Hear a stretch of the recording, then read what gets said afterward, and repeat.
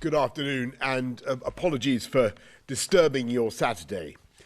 The UK's plan against COVID has been working. We've had the fastest vaccine rollout in Europe and now the fastest booster campaign in Europe, with almost 16.8 million boosters in people's arms. And though case numbers have remained relatively high, we're seeing falling hospitalisations and falling numbers of deaths. But on Wednesday, we received news of a new variant, the so-called Omicron variant, and I want to express my deep gratitude to scientists in South Africa who identified this new variant and shared the information widely and immediately. This variant is spreading around the world, with 2 cases so far identified here in the UK. As always, I must stress this, as always with a new variant, there are many things that we just cannot know at this early stage. But our scientists are learning more hour by hour.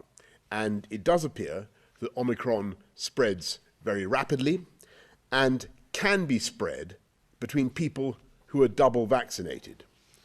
There is also a very extensive mutation, which means it diverges quite significantly from previous configurations of the virus. And as a result, it might, at least in part, reduce the protection of our vaccines over time. So we need to take targeted and proportionate measures now as a precaution while we find out more. And first, we need to slow down the seeding of this variant in our country.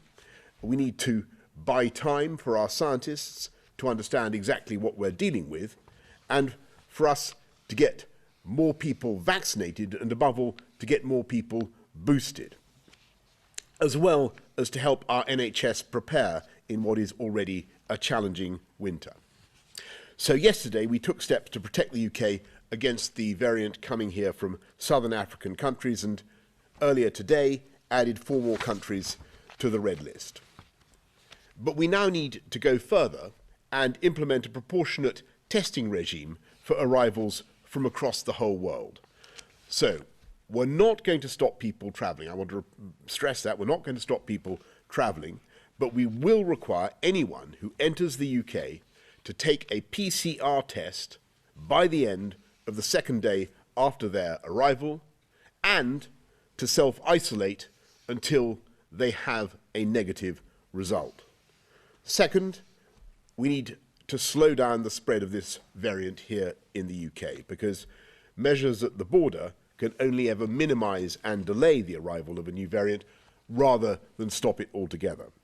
So in addition to the measures we're already taking to locate those who have been in countries of concern over the last 10 days, we will require all contacts of those who test positive with a suspected case of Omicron to self-isolate for 10 days, regardless of your vaccination status.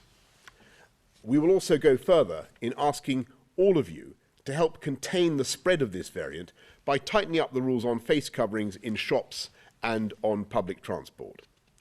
And third, and most importantly, we need to bolster our protections against this new variant.